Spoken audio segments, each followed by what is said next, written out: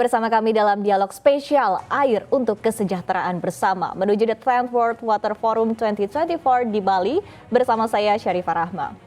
Pemirsa, kita akan melanjutkan diskusi. Tentunya topik bahasan kali ini akan menarik, yaitu seperti apa terkait dengan konservasi dan juga komitmen dari pemerintah untuk pencapaian target Sustainable Development Goals dan bagaimana meningkatkan nilai tambah dari sumber daya air saat ini. Dan langsung saja kita akan menyapa para narasumber kita yang sudah hadir langsung di studio CNBC Indonesia. Selamat siang Bapak Adenan Rashid. Selamat siang, Mbak. Selaku Direktur Bina Operasi dan Pemeliharaan Direktorat Jenderal Sumber Daya Air Kementerian PUPR. Sekali lagi selamat siang Bapak, terima kasih bergabung bersama kami di sini di studio CNBC Indonesia.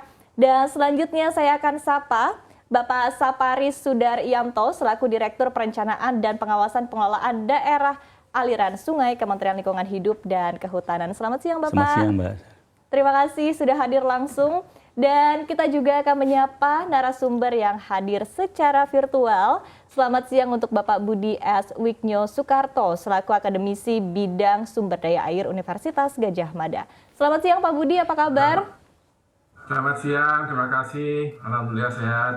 Oke, baik. Langsung saja Bapak-Bapak kita akan memulai diskusi kita dengan tema konservasi air untuk pembangunan berkelanjutan. Nah, ini menarik ya kalau kita membahas air begitu. Ini suatu kebutuhan dasar manusia, tapi tampaknya topik-topik diskusinya juga masih perlu kita bahas lagi begitu Pak ya, secara lebih dalam lagi begitu. Dan kita akan mulai dari highlight di sepanjang tahun 2022 ini terkait dengan krisis pangan dan juga krisis energi. Dan tentunya untuk menghadapi krisis ini kita juga memerlukan ketahanan di bidang air sebagai sumber kebutuhan utama dari manusia. Sejauh ini Pak Adenan, Anda melihat ketahanan kita dari sumber daya air sendiri seperti apa?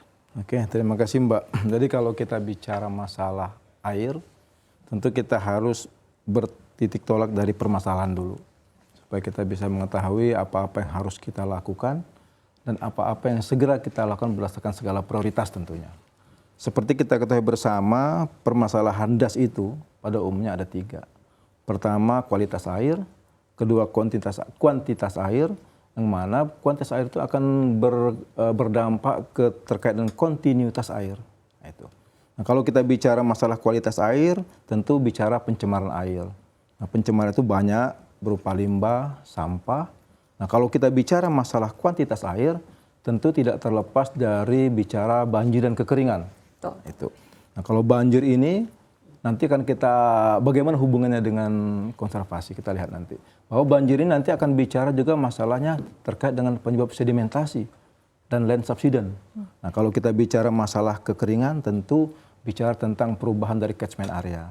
Nah, itu. Jadi bertitik tolak dari permasalahan itu nanti ada strategi kita yang harus kita lakukan berdasarkan pola rencana yang sudah kita buat.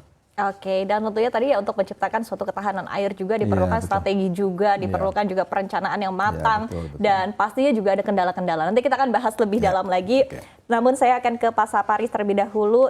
Pak, terkait dengan isu dari penurunan kualitas lingkungan, perubahan iklim, dan juga pemanasan global ini kan juga tengah menjadi concern utama kita saat ini. Dan tampaknya juga semakin hari ini isu ini juga semakin urgent begitu, semakin penting untuk terus dibahas dan terus dikelola seperti apa ke depannya. Nah, tapi kita akan berangkat terlebih dahulu dari kualitas air, dari seperti apa kondisinya saat ini juga Pak. Mungkin dari KLHK sendiri seperti apa penilaiannya? Terima kasih.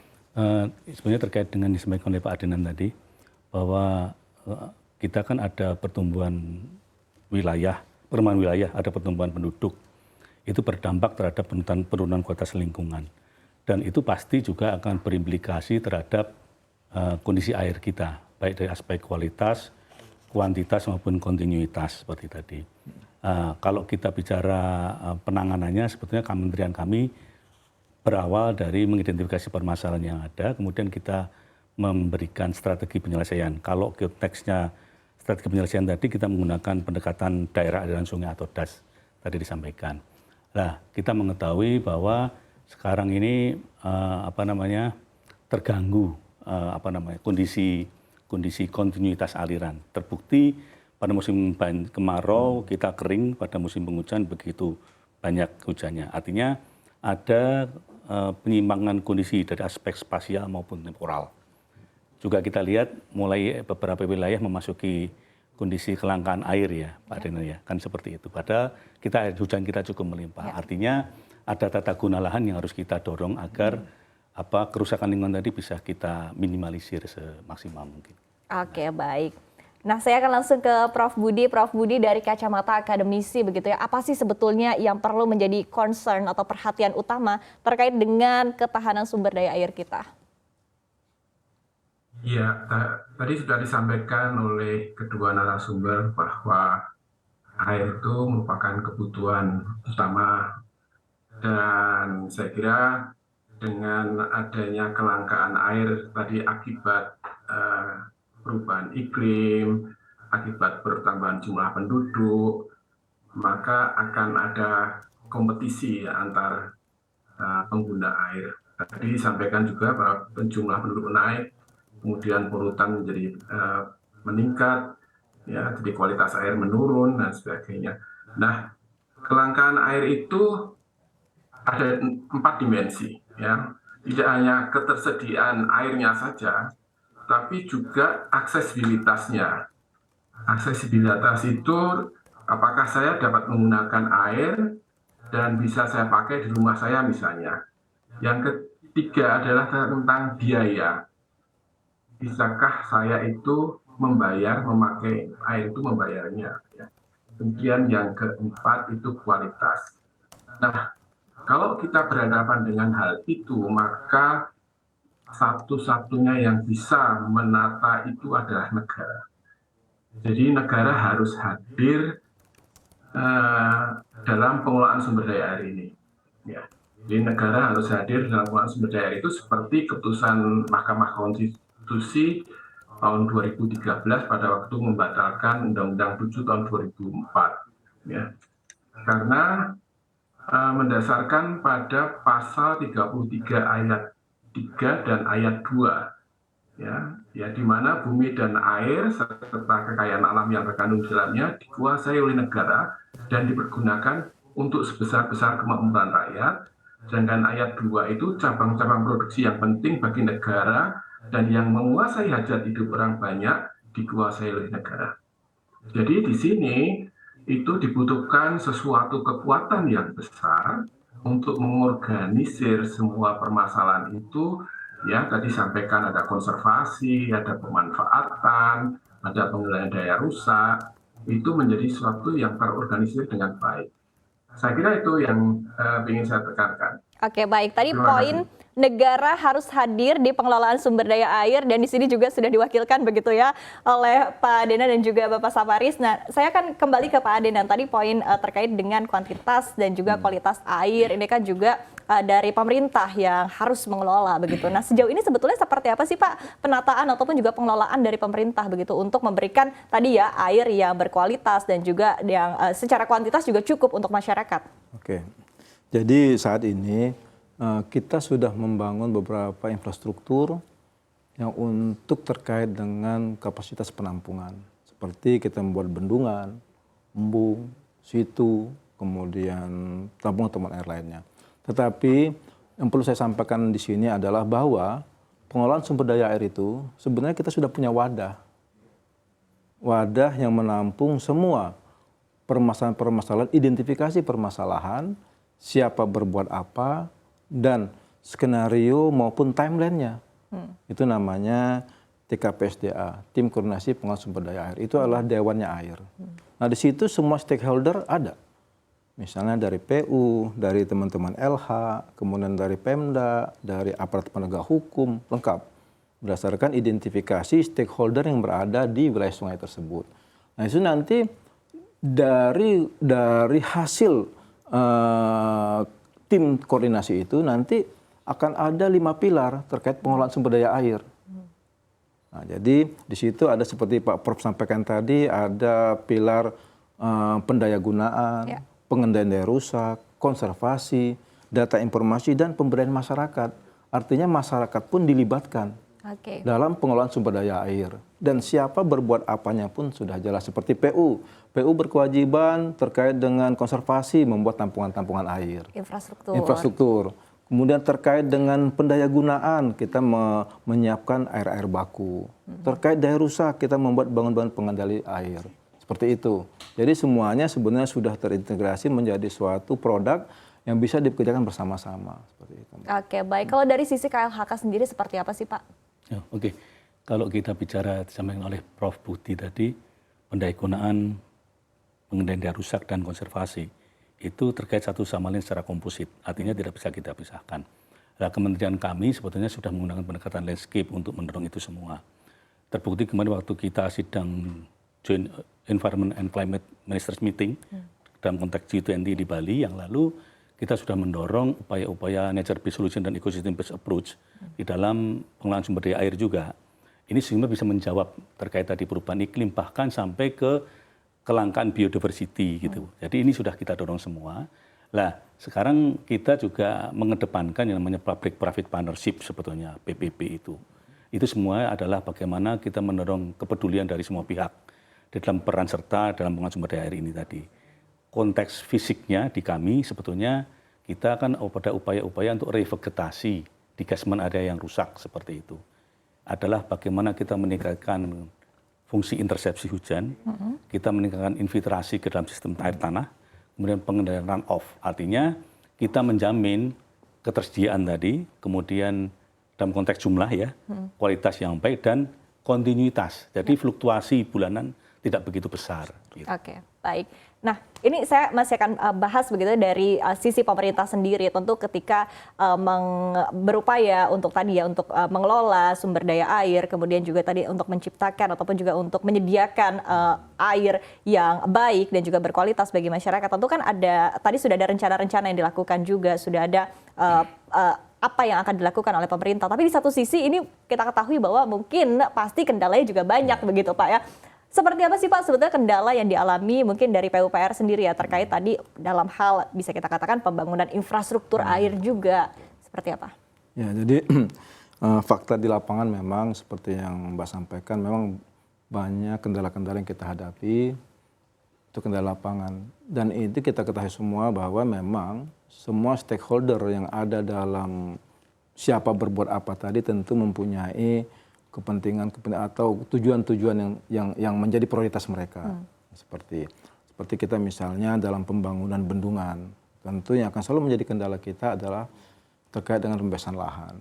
Dan ini alhamdulillah dengan adanya TKPSDA itu kita semua bisa berkomunikasi, berkoordinasi untuk secara bertahap menyelesaikan masalah-masalah tersebut. Nah, tinggal nanti bagaimana koordinasi, kemudian komunikasi ini lebih diintenskan sehingga apa yang menjadi harapan kita bersama terkait dengan pembangunan infrastruktur yang mengedepankan sisi konservasi itu bisa terlaksana. Oke, tadi kuncinya adalah di koordinasi dan juga kolaborasi begitu ya Pak ya. Dari KLHK seperti apa Pak? Karena kalau kita ketahui tentu KLHK sendiri yang berperan dalam upaya untuk tadi ya pelestarian lingkungan juga. Ini biasanya kerjanya juga lebih berat Pak. Karena di satu sisi biasanya ini juga perlu tadi ya involve juga dari masyarakat, perlu kepedulian juga dari masyarakat begitu ya untuk menjaga lingkungan. Nah, ini seperti apa Pak yang dilakukan dari KLHK? Ya, begini. Terkait dengan tadi disampaikan bahwa koordinasi dan integrasi sinkronisasi juga, sinergi juga. Itu kan saya kira betul sebuah instrumen.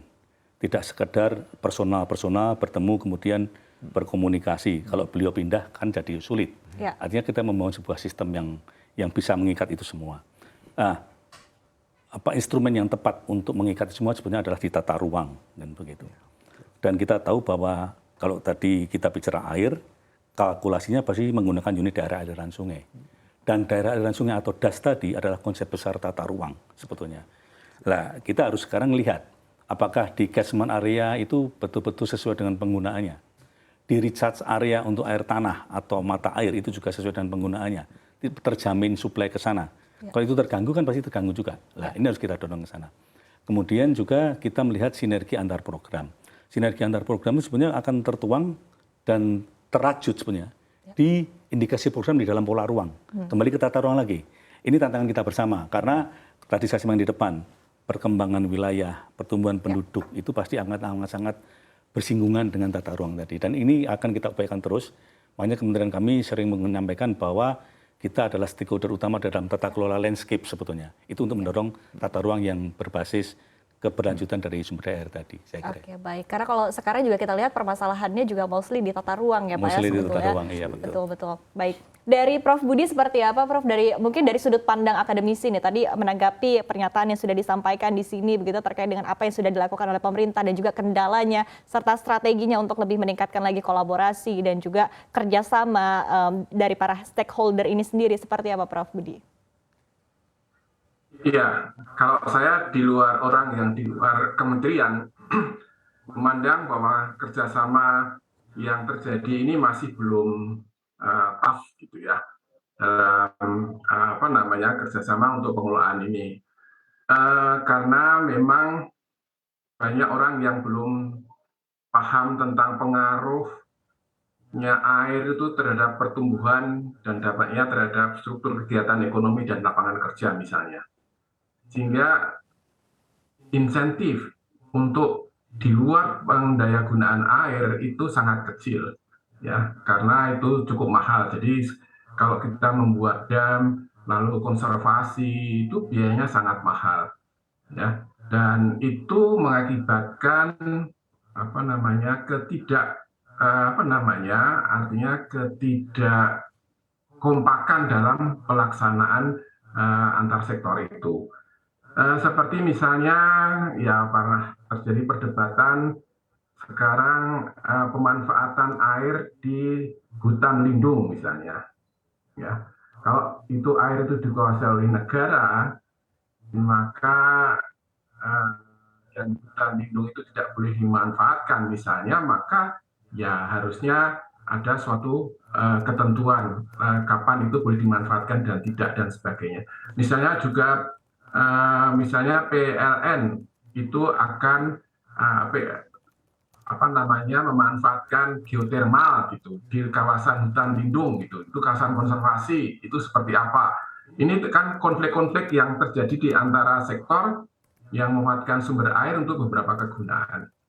Nah, jadi di sini itu apalagi nanti terjadinya interaksi antara climate change dengan pertumbuhan jumlah penduduk yang semakin tidak pasti ini ya, seperti tahun ini saja kita bisa melihat curah hujan di bulan Agustus dan September itu hampir sama dengan di bulan Januari. Jadi ini tantangan yang sangat besar sekali bagi pemerintah kalau ingin tetap mempertahankan ketahanan pangan dan pengurangan kemiskinan.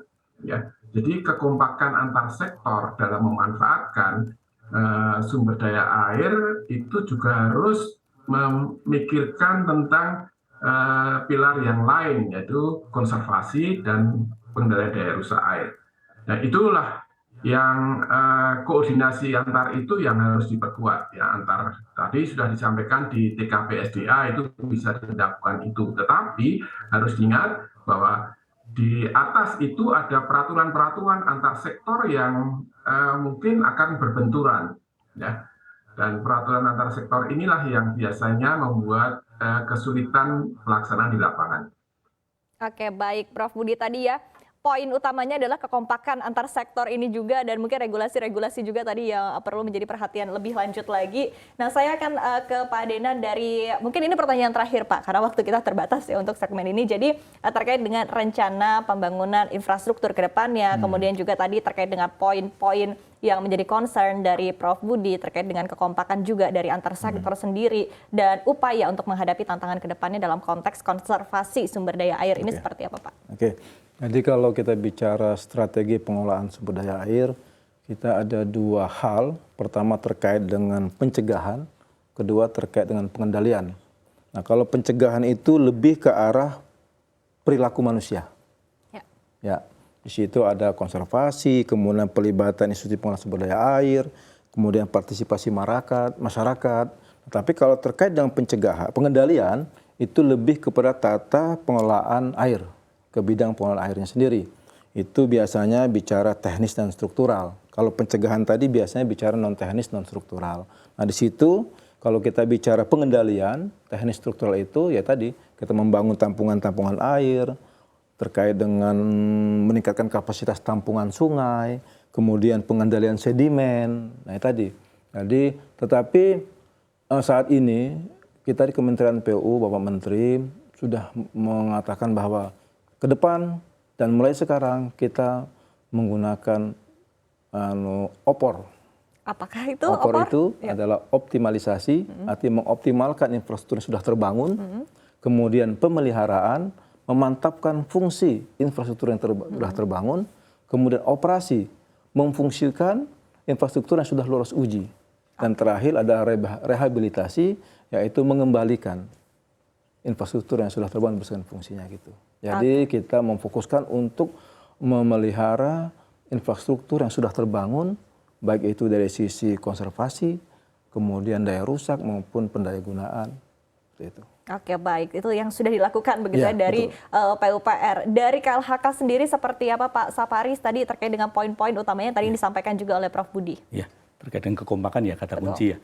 Sebetulnya kita mengarahnya ke program aksi nyata saja, tidak berbelit-belit di polemik mengenai itu pendapat ya. Jadi begini, kami pun juga sudah berusaha melakukan upaya penanganan catchment area di bendungan, kemudian di yang ya tampungan-tampungan air yang ada gitu. Ya, kenapa? Karena sebenarnya begini, Mbak, Indonesia itu adalah negara dengan potensi laju sedimentasi tertinggi di dunia. Lebih dari 250 ton per kilometer persegi per tahun. Itu karakter alam kita seperti itu. Nah, ini harus kita tangani. Kemudian kita juga melalui berbagai lini. Contoh ya, tadi saya sampaikan mengenai rehabilitasi. Tapi kita juga dalam konservasi air ini, kita coba misalnya memanfaatkan limbah plastik bernilai rendah untuk bahan baku membuat sumur resapan. Nah itu, dan ternyata itu lumayan. Kenapa? Karena itu betul-betul 2% limbah plastik itu berupa nilai rendah tadi dan tidak bisa dimanfaatkan sama sekali. Nah ini coba kita pakai untuk bikin sumur resapan dalam konteks konservasi air tadi, sehingga bisa ditekan run-off-nya, kemudian bisa kita tingkatkan suplai ke sistem air tanah kita. Nah, ini upaya-upaya berbagai ini yang sedang kita coba optimalkan. Terima kasih. Oke, baik. Dari Prof Budi sendiri untuk menutup segmen diskusi kita kali ini, apa yang bisa Anda sampaikan begitu untuk pemerintah dan juga masyarakat tentunya? Ya, jadi kalau pengelolaan sumber daya air itu memang mempunyai evolusi ya. Jadi ini yang perlu diperhatikan juga, evolusinya itu sejak awal itu tidak terkoordinasi, hanya menetapkan aturan-aturan begitu saja, masing-masing aturan di sektor itu diterapkan tanpa koordinasi, kemudian mencoba untuk menyelesaikan dengan infrastruktur teknis. Nah, sesudah menyelesaikan dengan infrastruktur teknis, ternyata masih banyak problem pada saat pendayagunaan, pada saat konservasi, dan pada saat daya rusak ya. Jadi sekarang yang disarankan di negara manapun juga adalah governance ya. Jadi kita sudah mulai masuk ke dalam governance. Tadi yang saya sampaikan, governance itu tata kelola pengelolaan sumber daya air itu seperti apa ya. Jadi harus ada keterpaduan antara sistem alamiah, sistem alam, dan keterpaduan sistem buatan manusia. Sistem buatan manusia itu organisasi, dan kalau alam itu ya air tawar, air asin dari hulu hilir ya, dan sebagainya. Nah, ini harus ada keterpaduan yang sudah disarankan dalam bentuk integrated water resources management gitu ya.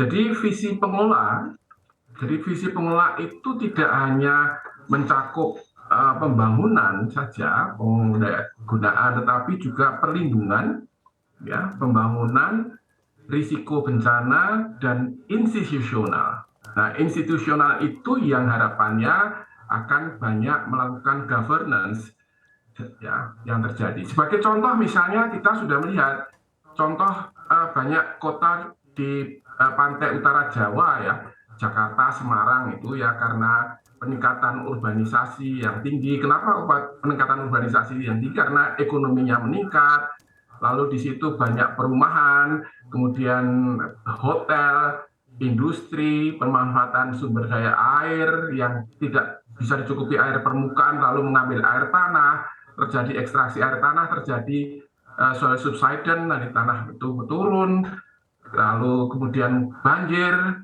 Nah, ini adalah suatu koordinasi dari sistem alamiah dan sistem manusia yang harus dikoordinasikan. Jadi bagaimana menekan pemanfaatan lahan supaya air itu tetap tidak terjadi tidak bisa meresap ke dalam tanah misalnya, sehingga perumahan itu harus tingkat dan sebagainya. Itu adalah sektor-sektor yang terkait dalam pengembangan kawasan yang harus disampaikan. Seperti yang disampaikan tadi bahwa pemanfaatan lahan terjadi erosi misalnya, itu kan ada ATR yang harus bercampur tangan, Kementerian Dalam Negeri yang harus campur tangan dan sebagainya. Nah, ini kekompakan ini dalam Integrated Water Resources Management ini yang harapannya bisa terjadi. Dengan itu maka suplai air itu akan terjaga karena konservasinya bagus. Kualitasnya akan terjaga karena ada penanganan limbah misalnya. Kemudian ada efisiensi pemanfaatan air karena kita bisa mengatur alokasi prioritas pemanfaatan air. Ya. Dan penting adalah perbaikan manajemennya. Terima kasih. Oke, baik. Terima kasih Prof. Budi. Tadi ya poinnya adalah tentu kita bisa simpulkan bahwa dari pemerintah juga sudah melakukan langkah-langkah dan juga upaya-upaya, tentunya hal-hal konkret dalam upaya menjaga ataupun juga dalam upaya konservasi sumber daya air yang berkelanjutan. Dan di satu sisi juga kita harapkan tadi ya kekompakan antar sektor, dan tidak hanya dari pemerintah saja tapi juga dari akademisi dan masyarakat ini juga bisa ditingkatkan lagi ke depannya. Terima kasih sekali Pak Dedan dan Bapak Saparis telah bergabung bersama kami langsung dari studio CNBC Indonesia, dan terima kasih juga kepada Prof. Budi telah berdiskusi bersama kami. Sukses dan sehat selalu untuk Anda. Terima kasih. Ya, pemirsa jangan kemana-mana karena sesi diskusi kita menjadi semakin menarik, dan di segmen berikutnya kita akan melanjutkan diskusi dengan tamu-tamu spesial berikutnya dari Kementerian Kesehatan, Kementerian PUPR, dan juga Perum Jasa Tirta I, tentunya dengan tema yang berbeda. Tetaplah bersama kami di CNBC Indonesia.